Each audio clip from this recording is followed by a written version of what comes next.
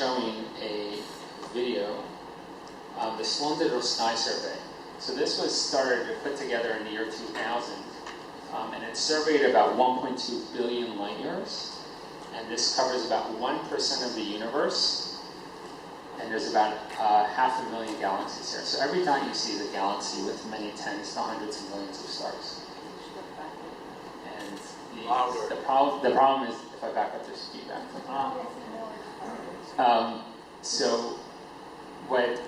So the reason they wanted to do this was to sort of get an understanding of what our sort of local group, not really local group, but local area, if you will, of the universe look like, and to try to see their structure and to analyze that. So the survey took a number of years, and you can actually see structure with your eye if you look, and people have spent many years analyzing this.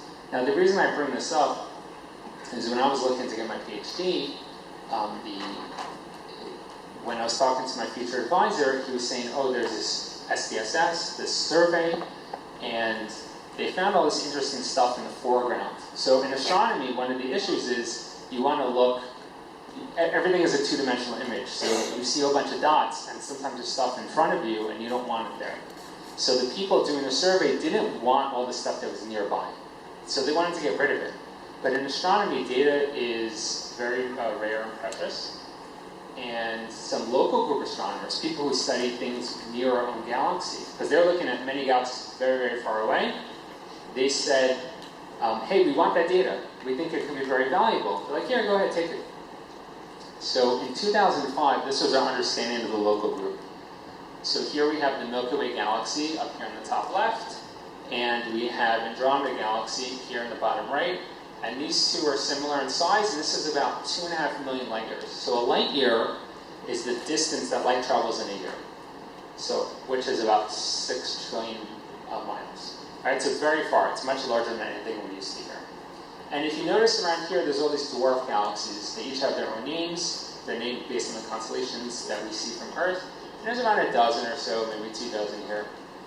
And this is what people thought that was the entire local group, right? Pretty much our backyard. And we didn't know what was there. And after SDSS, we found out that there were many more galaxies nearby than we had thought. So some of my students asked me for books, astronomy books, especially as they're getting ready to leave to go to college, so they want to learn more things that are not fully offered, just due to scheduling constraints in the high school. So I've lent out books to my students, and I tell them, listen, you should know, the books that I studied in undergrad, which wasn't that long ago, they're outdated. These things are constantly evolving and changing. So our understanding has totally changed, and I actually studied this and got my PhD about dealing with these and about mass modeling, trying to figure out their masses. Different topic for a different time. So when you think of a galaxy, often you think of something like this. This is the Whirlpool galaxy. It looks much better on my screen than up here. This is 2 colliding galaxies. In our future talks, I'll go into much more detail about what you're actually looking at here. But this is sort of the idea. When you say galaxy, a lot of people get this in their mind. Here's another one, NGC 205, I believe. And this is a barred spiral. And you can see the bar here. There's a bulge, these spiral arms. These are foreground stars over here that have the little crosses on them. They're called diffraction patterns. We'll get to that in future series.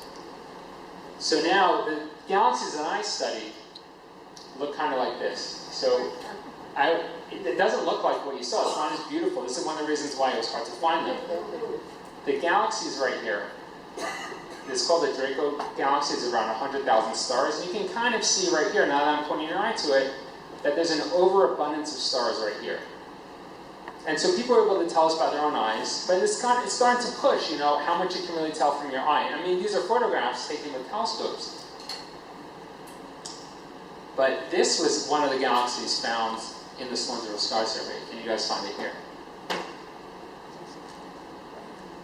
I'll save you the effort. You won't be able to find it. It turns out that it's all these stars right here. All the stars that are circled in green are part of what was, at the time, the most dark matter-dominated galaxy. A galaxy that had much more mass there than light. Topic for another conversation. And when you take out and you do a bunch of techniques to filter that out, this is the galaxy that's left. It's just a handful of stars. This whole galaxy had just a few hundred stars in it. And it was very faint. But it's a very, very interesting galaxy for many reasons. But we couldn't find it because we didn't have data, and we didn't have the techniques to be able to find what was right in our backyard. This is a very close by galaxy. It was right there under our noses. We didn't even know it was there. And there have been many, many more galaxies since that we found. So I started there, and you'll see a lot during this talk. I'm going to go back and forth between Torah and Science. Can you see? It's actually also in today's parsha. There was the bracha as well. So it says here from Bereshit 22, I will greatly multiply your progeny as the stars of the heavens and as the sand that is on the seashore. And also it says, I will multiply your progeny like the stars of the heavens. So these are different brachas that Hashem was giving to our forefathers. So they sound like very nice brachas, because we just saw in all the videos I showed you, there are many, many stars. I mean, it's a huge, huge number, many more than the number of people who've ever lived on the earth. The problem is this. If you go out, and you can't see this nowadays, but if you go out 100 plus years ago, 200 maybe, before the Industrial Revolution, this is what the sky would look like on a clear night. And you can count the number of stars there. There's between maybe 3,000 to 6,000. And of course, before Netflix and iPhones and everything else, people would sit out there and look at the stars and count them. The problem is this: before you had telescopes, you didn't, that bracha that I just talked about doesn't really sound like much of a bracha, right? Because the first time we had a telescope was in 1609, a little over 400 years ago.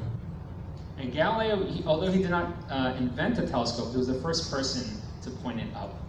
And he saw the moons of Jupiter, saw magnifications of 10 to 30 times what we were able to see. So this was the first time. This was just over 400 years ago.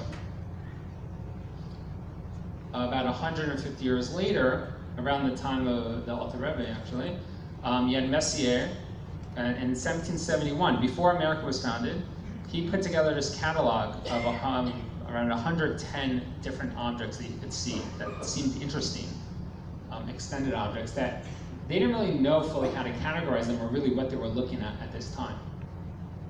So you have here globular clusters, you have galaxies, you have different types of nebulae. But they didn't really know what they were doing. They were trying to find ways to classify them. So this is astronomy circa 1770. This is it. And there was a handful of people working on it. So the question is this really a bracha?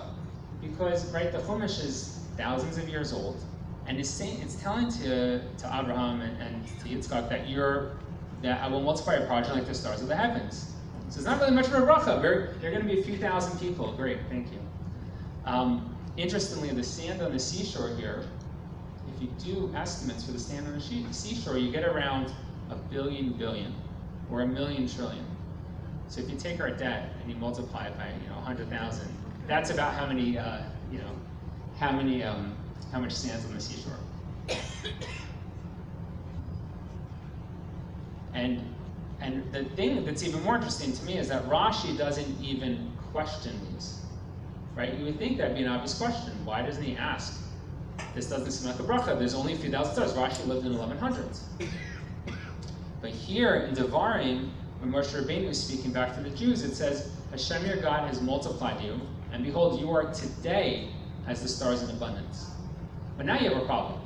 Because how many Jews are Har Sinai?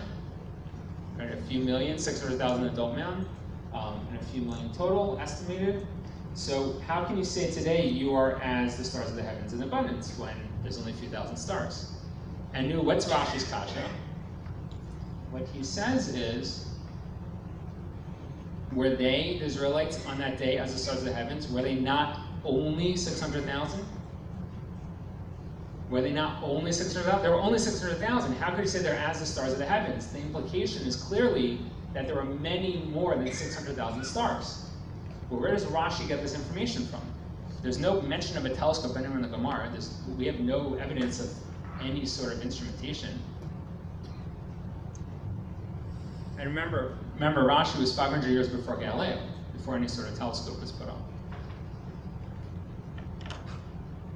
So when I came across this in yeshiva, I mentioned it to my rabbi, and he never thought anything of it because, as most people who grew up in these generations are used to the idea that we have a lot of stars, and when you read that, it sounds like a nice bracha, but you have to put yourself in a little bit of history, science history. So there was someone in the Beis Medrash who knew Shas. I don't know if he knew it by heart, but he knew it pretty well. And I spoke to him about it, and he mentioned to me this part of Gemara, Brachos 32b. So it says here, I'll show you it in English mostly, there's a conversation between Hashem and Tzion, and Zion, whatever that means. And it says, my daughter, 12 constellations that I create. It says, Mazalos Barasi, that I created, Mazalos Barasi, Barakia, in the firmament. And about each and every constellation, I created 30 army commanders. And each and every one, I created 30 legions, like a Roman legion. And each one of those 30 Rahatons, 30 Cartons, 30 Gastras. And around each and every one of those, I suspended 365,000 myriads. Remember, myriad is 10,000. Stars correspond to the days of the solar year.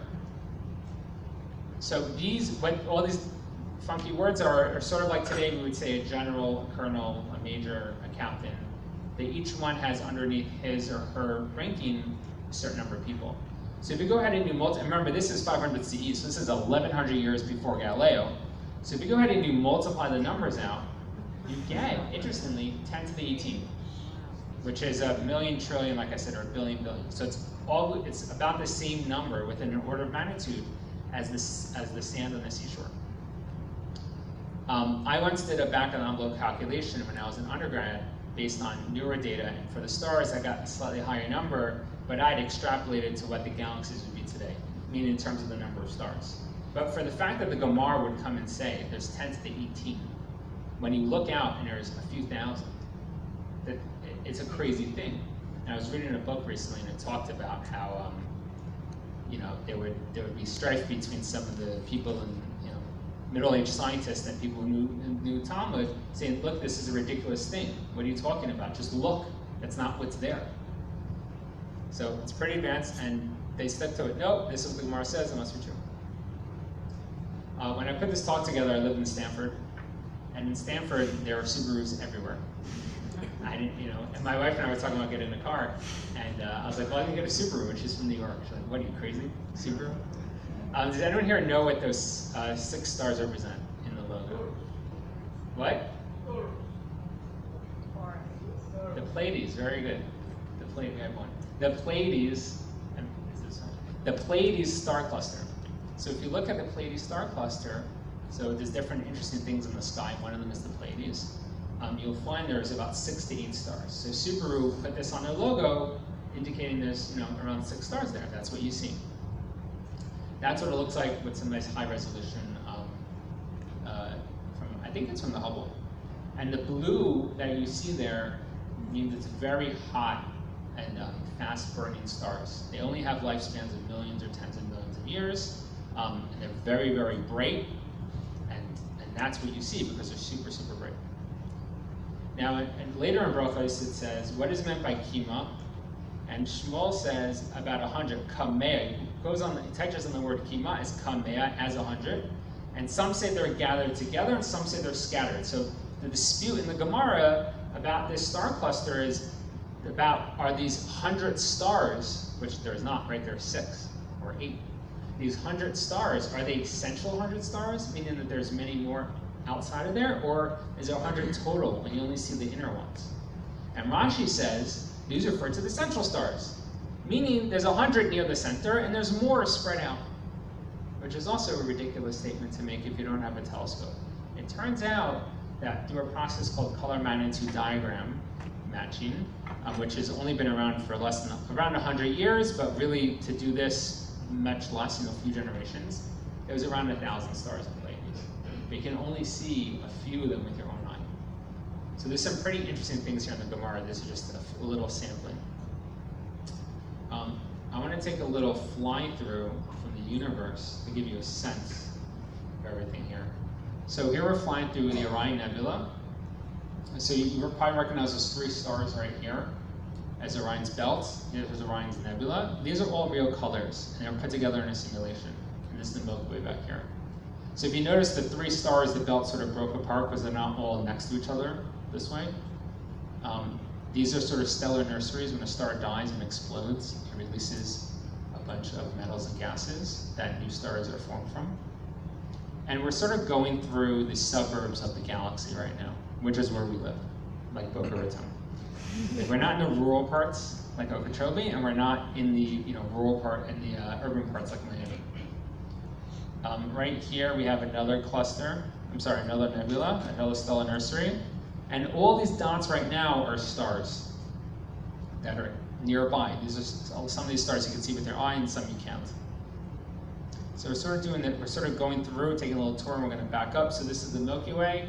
These black things are bands of dust that are blocking our ability to see. This is the only part of the simulation, it's a little movie that's a little bit of an extrapolation. We don't fully know the shape of the Milky Way because we're inside. It's like a fish in a fishbowl. And people spend a lot of time trying to figure this out. But we think we're sort of this barred spiral, it's turning. You see the arms turning. This is about 220 million years to go one cycle here, so we're speeding things up. All these dots now are galaxies with many, many billions of stars. Tens to hundreds of billions. More like tens of billions of stars, a little bit less actually. These are maybe in the hundreds of millions of range. Here's another dwarf galaxy. And here's another dwarf galaxy right here. And you can see the rotation, so they're speeding this up, so it's going over courses of millions and millions and tens of millions of years. This is the Andromeda galaxy. It's similar to our own galaxy. Other dwarf galaxies nearby. So right now we've gone around 2 million light years in the course of less than a minute. So we're going much faster than light. Which I only do with the computer. So now we see full-fledged galaxies like our own Milky Way, some bigger, some smaller. And you can start to see the I think there's a Virgo supercluster here, structure that's over here. Everything you see are real colors. Astronomers do take some liberty in how much of each filter to put in, but they generally are real colors that you see. And you're starting to see the structure of the local group and a little bit beyond. Even though I've seen this video 100 times, I still just enjoy watching it. And you just see the vastness and the diversity of galaxies here in the universe, both in shape, size, color. And as we're getting closer and closer, we're getting towards intracluster light. So there's about 1 trillion stars there in the center. It's hard to really wrap your mind around how big these numbers are. I went to the Grand Canyon a number of years ago, and you get awed by being in the Grand Canyon, but it's nothing compared to this. So that video was put together a while ago. It was very nice. So Gerald Schroeder, which some of my talk is based on, I don't like to put so many words on one slide, but I do this when I either can't or was not able to, or don't feel like, but in this case, I wasn't able to verify what he said. Not saying that what he said was wrong, I just couldn't find the exact thing he was sourcing. So in 1959, a survey was taken of leading American scientists. Among the many questions asked was, what is your estimate of the age of the universe? Now in 1959, astronomy was popular, but cosmology, the deep physics of understanding the universe, was just developing. Several years ago, the response to that survey was republished in Scientific American, one of the most widely read science journals in the world. 2/3 of the scientists gave the same answer. Remember, 1959, many of you in this room were alive in 1959. The answer to 2/3, overwhelming majority, right, at Congress, of the scientists gave was, in essence, age. There was no beginning. Aristotle and Plato taught us 2,400 years ago that the universe is eternal. 1959. This goes right in the face of Judaism, right? That there is a beginning.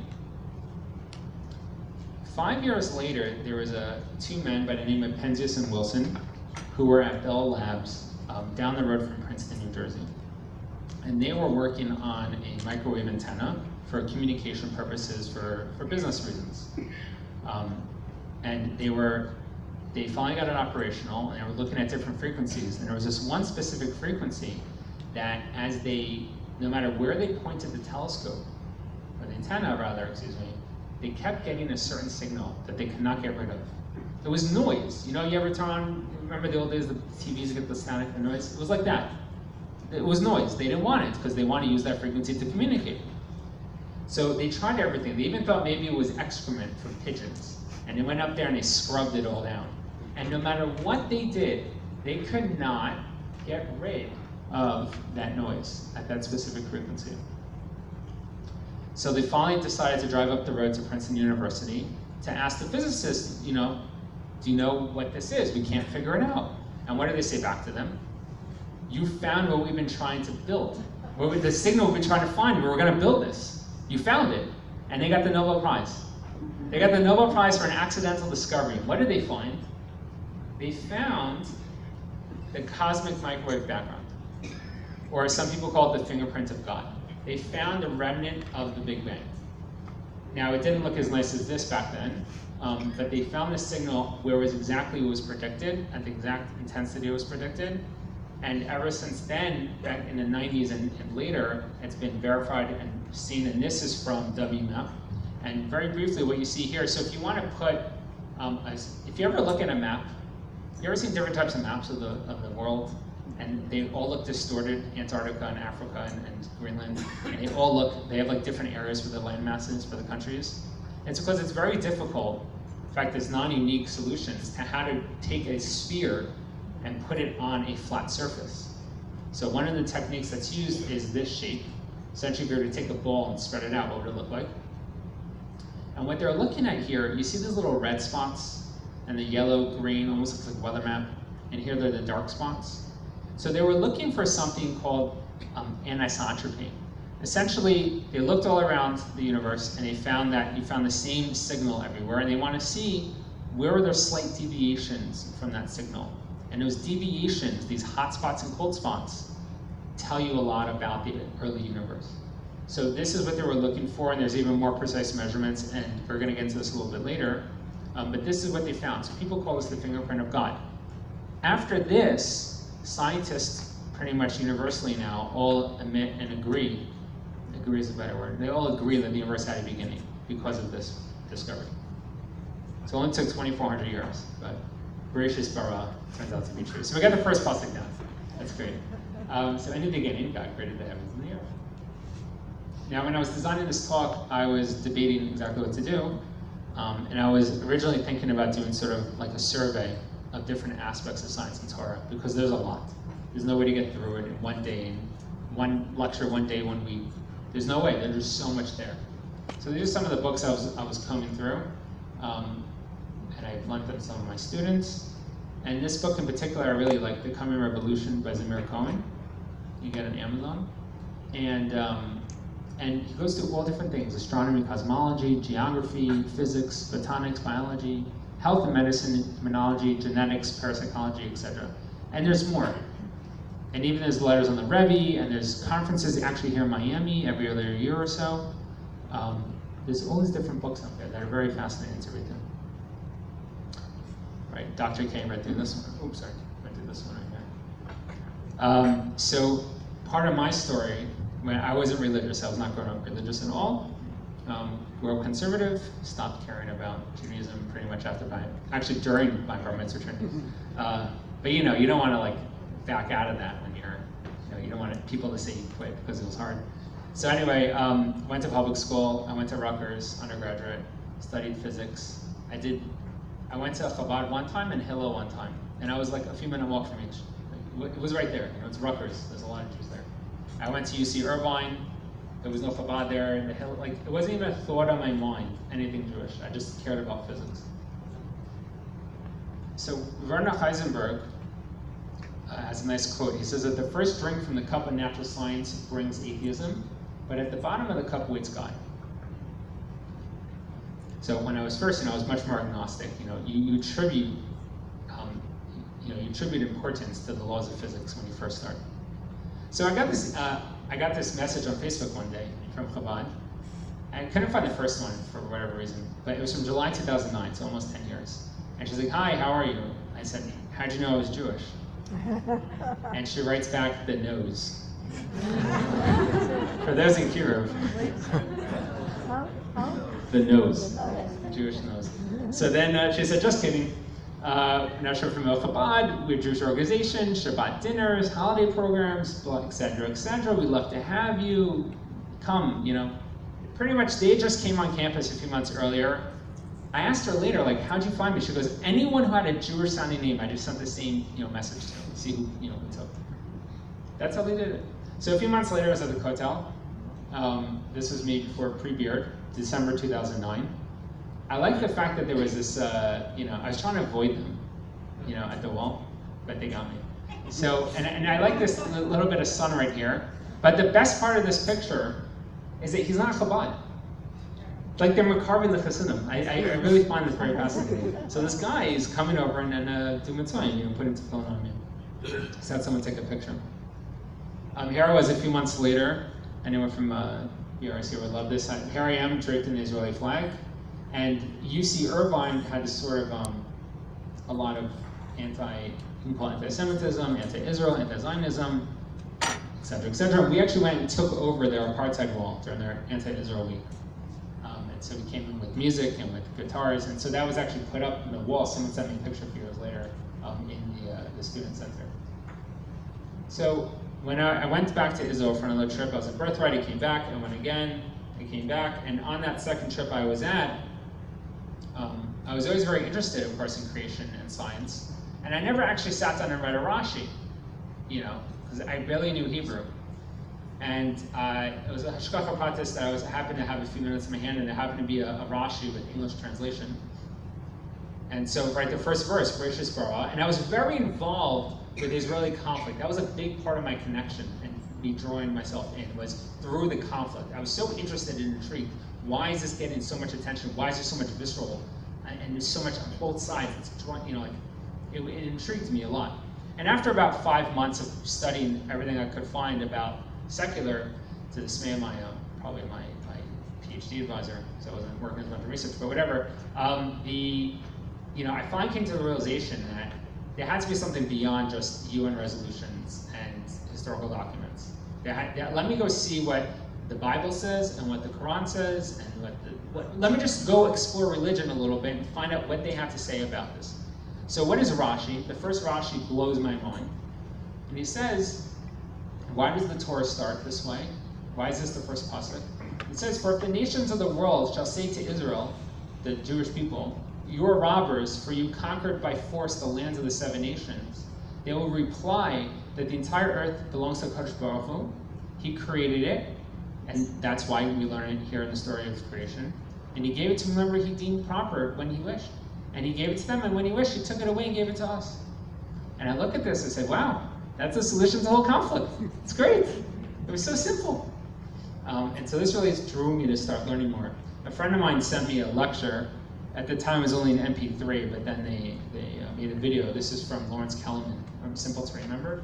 It's called The Rational Approach to the Divine Origin of Judaism. So he's saying, how can we take a rational approach to the divine origin of Judaism? And he said he went up to someone, goes at the Kotel, and says, who's your Rebbe? So he says his name, Yerachim Levovitz, and he looks him up, and he finds that this man actually exists, this rabbi exists. And he looked up who his Rebbe was, and his Rebbe, and his Rebbe, and starting from the bottom right, working your way up, you find this very nice, unbroken chain, going all the way back to Moshe Rabbeinu. And there's really no gaps in there. We have this Masorah that goes all the way back. So I was blown away by this. I think the Kuzari brings it up as well in the past. And he also goes into this argument that he says, all of you accept as a backbone for the scientific method, as the fundamental principle, that anything that is natural will happen more than once. Right? My physics students know this, right in the back of the room. They know that you have to do multiple trials. The AP even tests you on that. You have to include that in your answers, because you have to see for repeatability. So he said, well, history also repeats itself. Not obviously in exact details, but the same themes come up again and again. Human nature comes up again and again. So he says here, let's examine, this is part of his master's work, let's examine the revelation narrative. So he came up with 25 themes, and he found that Judaism didn't fit any of them. But all the other 10 to 15,000 religions he studied did fit one of these 25 themes. And what was unique about Yiddishkeit was that God spoke to a group of people, and that's a very strong claim. God spoke to a group of people. No one else really claims that. And anything you want to sort of respond and say, maybe there's some way to explain it. Maybe everyone was on a drug trip, everyone's taking LSD, and they all imagined, hallucinated it. Because, well, fine, let's take that as a premise that that's what happened. Is a national drug trip a natural event? Do natural events happen more than once? Did it ever happen again? And he goes and he says, no matter what your answer is, your reason, it never happened again. And if it must be natural, it must be something that repeats, general themes that never comes up again. And we know the reason, of course. It's very difficult, almost pretty much impossible to duplicate, to tell everyone in this room, to get all of you to agree that you just saw such and such a thing, even though you didn't see it.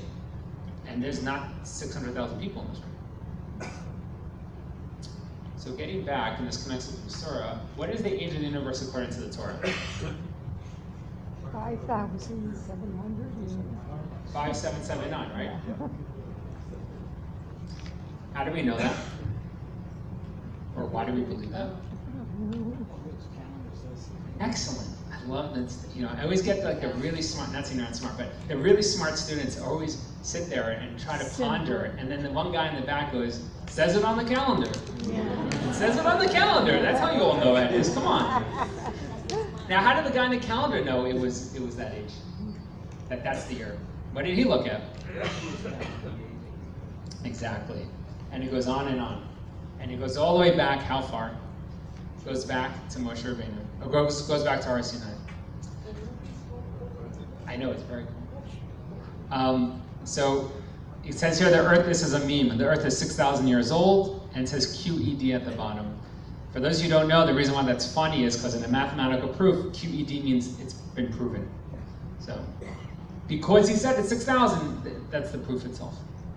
So as I said earlier, you have from Adam Arishon all the way up to Har Sinai is 2,449 years. And then you have, we've been counting now every year, you know, every 7 days, it's an amazing fact. Every 7 days, Jews in the world have kept Shabbos. That's really cool, right? We have that unbroken tradition that goes all the way back. Every 7 days, Jews have kept Shabbos somewhere in the world. And you go back 3,330 years. And we're excellent at keeping records and excellent at keeping dates. So you have those two numbers and you get 5779. Now, what's the age of the universe according to science? So science, it gets a little more complicated. So here you have WMAP, the Wilkinson Microwave Anisotropy Probe, which looked at the cosmic microwave background anisotropy and mixed that with cosmological models, and what do you get? So pretty much that fingerprint of God I showed you earlier, when you go and you analyze that, in a deep way, with complicated physics, you end up with an age around 13.7 or 8 billion years old. And that's a tight error bar for that.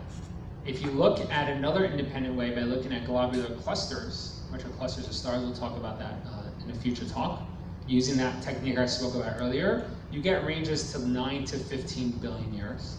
And if you look at radioactive decay of certain elements like thorium-232 and uranium-238, you get between 9 and 11 billion years old. So the issue is, you have three independent ways of getting the age of the universe. They're all independent, and they're all pretty much in agreement. And they're very, very far from 6,000. They're not even close. They are so far removed from that. So there is a clear discrepancy. Or you'd have to have a very major conspiracy to bring all this together, but they're not all based on the same physical principles, like at her. Question. Yes? The 6,000 years goes back to the first pasuk, or it goes back to the creation of man? Adam and Rishon. We'll get to that. So when you go ahead and you look, you guys know you have the green art scroll Tanakh.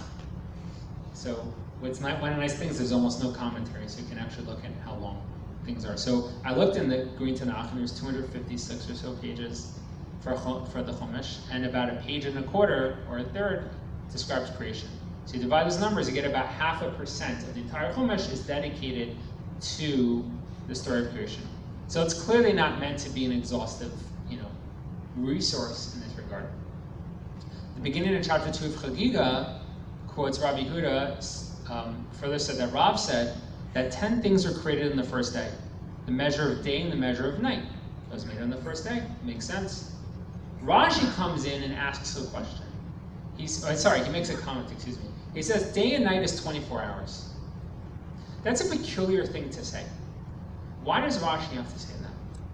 There was none of these modern theories were around even 100 years ago, right? In fact, we saw the survey from 1959. 2/3 of scientists thought that the world was, eternal. This is Rashi's 900 years ago. Ramban Nachmanides, who lived around 100 years later, so about 800 years ago, said that creation, in his Paris de Chumash, creation happened over 6 24-hour periods containing all the ages and all the secrets of the world. Again, why does he have to say that? Like, who's going to dispute you? There's no research, there's no reference, there's no resource, there's no name your favorite scientist to go and say, hey, he's saying this and he's a scientist and I respect him and I believe him over you because he uses empirical data. There was no, like, there was Plato and Aristotle, it was 2,400 years old. I'm sorry, in the past 2,400 years, that the world was eternal. Why do they have to bring this up? Ramban also just mentions how there are 3 creations. There was one physical. Anytime the word bara is used, it means create from nothing. Yesh ma'ayin. One physical, the world that was in the first pasuk, and 2 spiritual. One the animal soul in day 5, 4 or 5, and then the human soul the following day. So the only 3 times bara is used, and he says the physical universe started with something very tiny, like the size of a mustard seed. Rambam says this, which is interesting, right? Because the whole idea with the Big Bang is that the world started from something very tiny and grew from there. He's saying yesh ma'ayin, something from nothing, and God made something very small, and things grew from there. So there's a classic question for anyone studying Bereshit, you know this question. It says here, ve'er ve'boker yom echad. And the question is, why does it say Yom Echad and not Yom Rishon? Classic question. Rashi gives his answer. Ramban says that the reason is because Rishon first would imply a comparison, an existing series. And there was no existing series. It was the first day. Day 1 was all that existed. So Schroeder comes and has a very nice interpretation to this. And he says the implication is that the reference frame of the accounting of the creation is looking forward. The story of creation is being told looking forward from that first day, or from some moment of time in that first day. Not us here and now looking back. The analogy I like to give is, if you were around during the first Super Bowl, you would not ask what the score of the first Super Bowl was. You would just ask what was the score of the Super Bowl. Or here, here in Boca Raton or any Jewish community, when an organization has a journal dinner, you ever see they write their first annual journal dinner? You know what I call that? Wishful thinking, right? There was no second, only when you have a second dinner, hopefully your organization is still around the next year, can you talk about how much we raised in the first year. But at the first year, there's no, you don't call it the first, it's the first one, but there's not annual, it didn't happen yet. So it's we hope it'll be the first of many, but it was our journal dinner, our only one. Ramban also has a very nice thing here. I think it was well ahead of his time. He says, time only begins when mass is present. You can only have time when mass is there. If there's no mass in the universe, there's no such thing as flow of time. It wasn't until Einstein who figured this out 700 years later and explained it to us via relativity. Mathematically, I won't get into it too much, but essentially what happens is these are Lorentz transformations for the universe and through special relativity, and they are undefined if you go to the speed of light, which is what light goes at, unless your mass is 0. So if you only have light beams around and there's no mass, time, this first term here is undefined. It doesn't even make sense to even talk about time in terms of light. And if you have, light is energy, so if you don't have any mass present, it doesn't even make sense to talk about time. So it wasn't until Einstein took those equations and explained it like that 700 years later. But Rambam said, in the 1200s, time does not happen unless there's mass. So Schroeder mentions this, and he says, well, the general relationship of the stretching of space between the era of proton-antiproton formation, that time near the beginning of the threshold energy of protons when the first stable matter forms. So what he's saying is, before, when the universe was very early and young, it was very, very hot, if you will. That's not the right word, but it was very high temperatures, a lot of very massive energy, and protons cannot even come into existence in a stable way. So you couldn't even get some of your basic building blocks of matter to even be around in the universe until it expanded for long enough. And if you look at that factor of that time to time today, it's a factor of 1 trillion.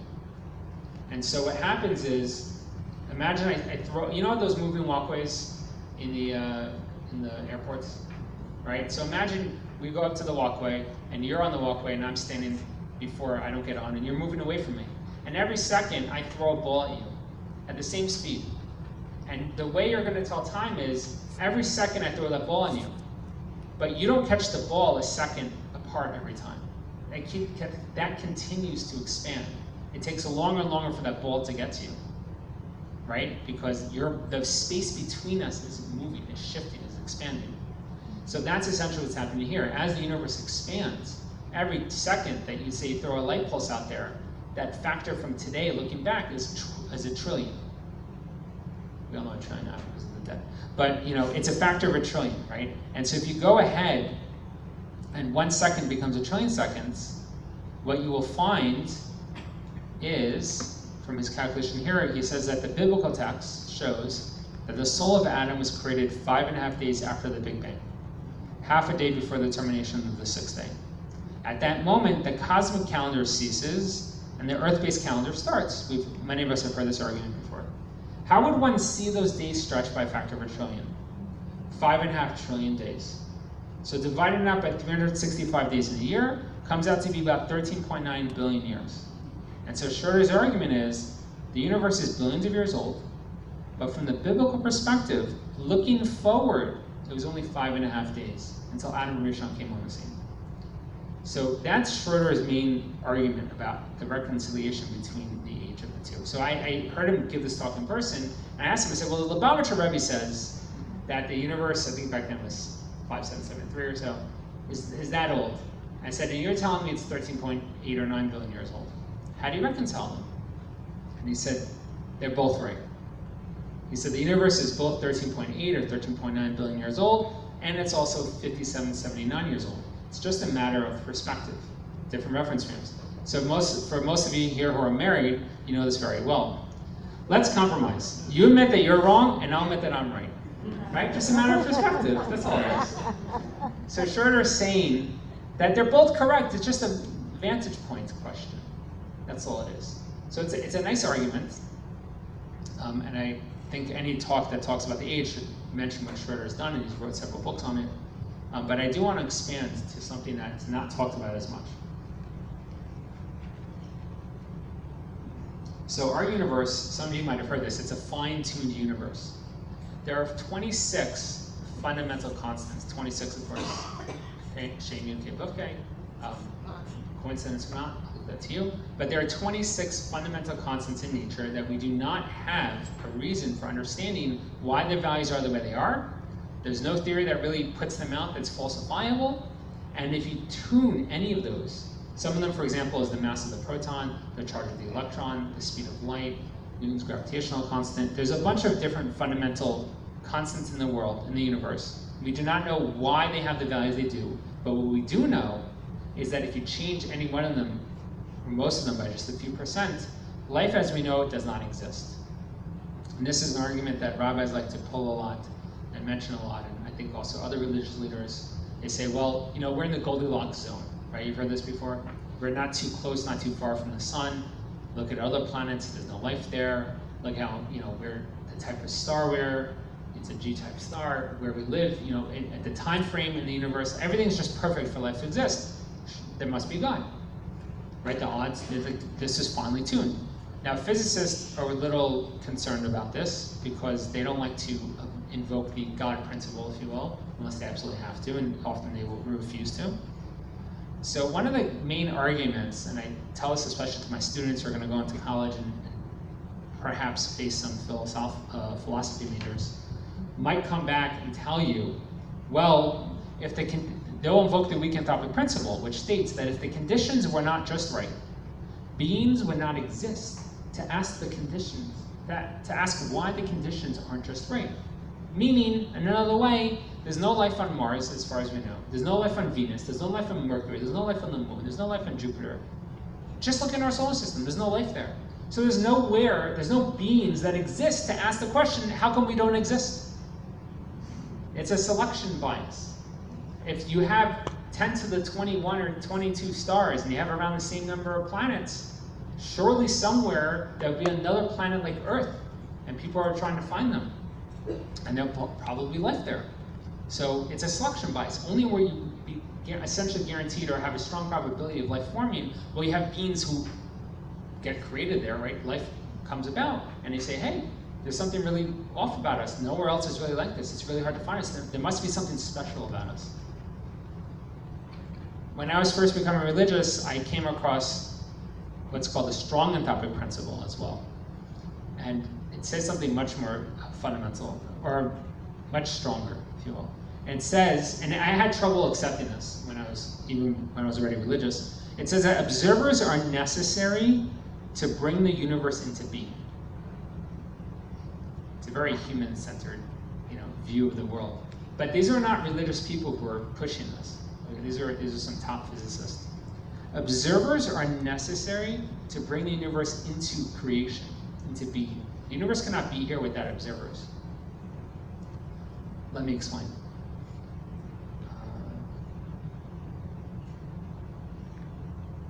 No, I should have. So, you just gotta wonder, what is this reality that we find ourselves in? Quantum physics says it's all just waves of information. Do I believe that? I hope so. Yikes! And here we are, the granddaddy of all quantum weirdness, the infamous double-slit experiment. To understand this experiment, we first need to see how particles, or little balls of matter, act.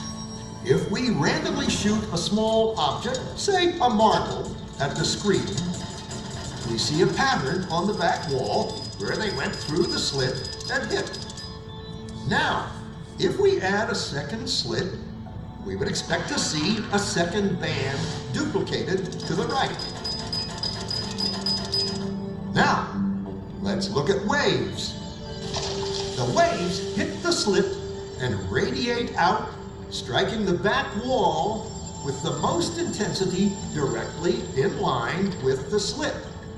The line of brightness on the back screen shows that intensity. This is similar to the line the marbles make. But when we add the second slit, something different happens. If the top of one wave meets the bottom of another wave, they cancel each other out. So now, there is an interference pattern on the back wall. Places where the two tops meet are the highest intensity, the bright lines, and where they cancel, there is nothing. So, when we throw things, that is, matter, through two slits, we get this, two bands of hits. And with waves, we get an interference pattern of many bands. Good so far. Now, let's go quantum.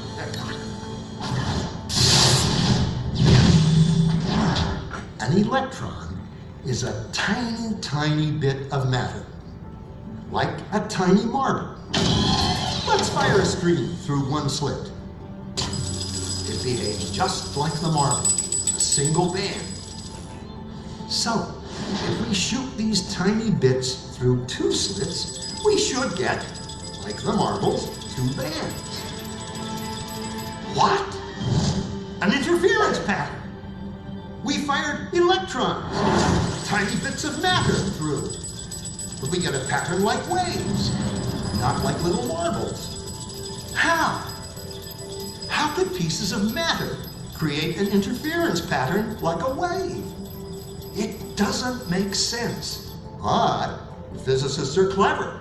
They thought, maybe those little balls are bouncing off each other and creating that pattern. So, they decide to shoot electrons through one at a time. There is no way they could interfere with each other.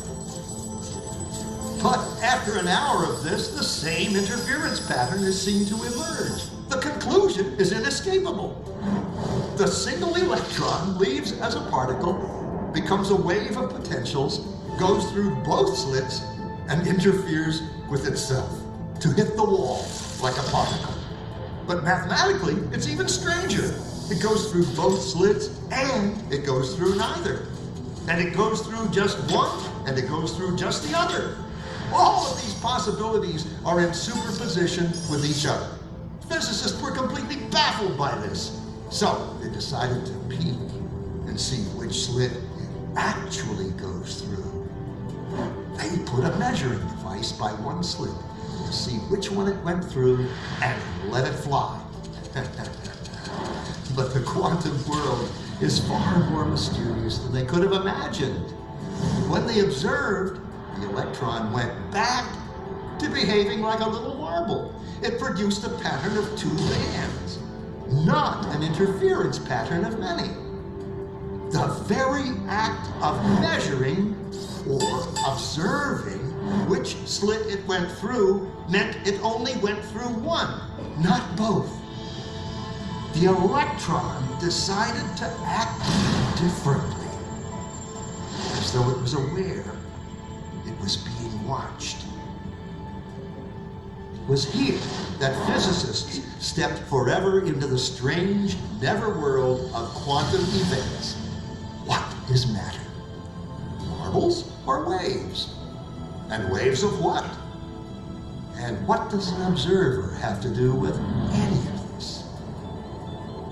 The observer collapsed the wave function simply by observing.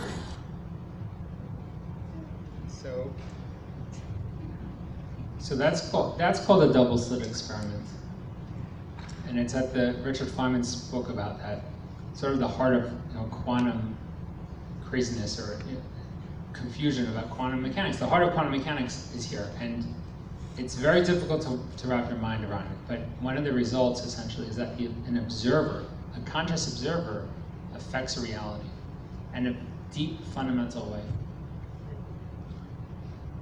And to quote Eugene Wagner, a Nobel laureate, he says that if it follows that the quantum description of objects is influenced by impressions entering my consciousness, the being with a consciousness must have a different role in quantum mechanics than an inanimate measuring device. Consciousness affects reality. If you never heard it before, it takes some time to really sit down and think about it. And Richard Feynman, who's very highly praised in the physics community, says if you think you understand quantum mechanics, you do not understand quantum mechanics. It's just very weird. Like, why are these things happening? And it gets weirder and weirder. John Wheeler was his advisor at Princeton. And in his books, Richard Feynman speaks very highly about John Wheeler. And John Wheeler says in one of his books that no universe at all could come into being, could be created, come into existence bepoil, unless it were guaranteed to produce life, consciousness, and observership somewhere and for some little length of time in its history to be. The observer is as essential to the creation of the universe as the universe is to the creation of the observer. Observership calls and enforces a transcendence of the usual order in time. Causality doesn't really hold on the quantum mechanical levels, always. So this is linked back to the strong without principle. So going back to Rosh Hashana, after we blow the shofar, we say, Hayom Haras Olam, today is the birthday of the world. But of course it's Aleph Tishrei. And then in Vayikra Rabbah it says, B'Shem Rabbi Eliezer, B'Kav Hei Ba'Elul Nivra Ha'olam. Right, and 25th of Elul was when the world was created. So there's a classic question here that seems to be a contradiction. How can you have that it's the Aleph Tishrei's Yom Haras Olam, today's the birthday of the world, and then you also have the world was created on the 25th. So when I was in yeshiva, I'd learned a sikh from the Rebbe, and I didn't really think much of it until I started putting all this together, which is that the Rebbe says that through the creation of man, God established a new definition of existence. And according to this new definition of existence, the world did not previously exist. Going back to John Wheeler, remember these people I'm quoting were not religious, some were not even Jews.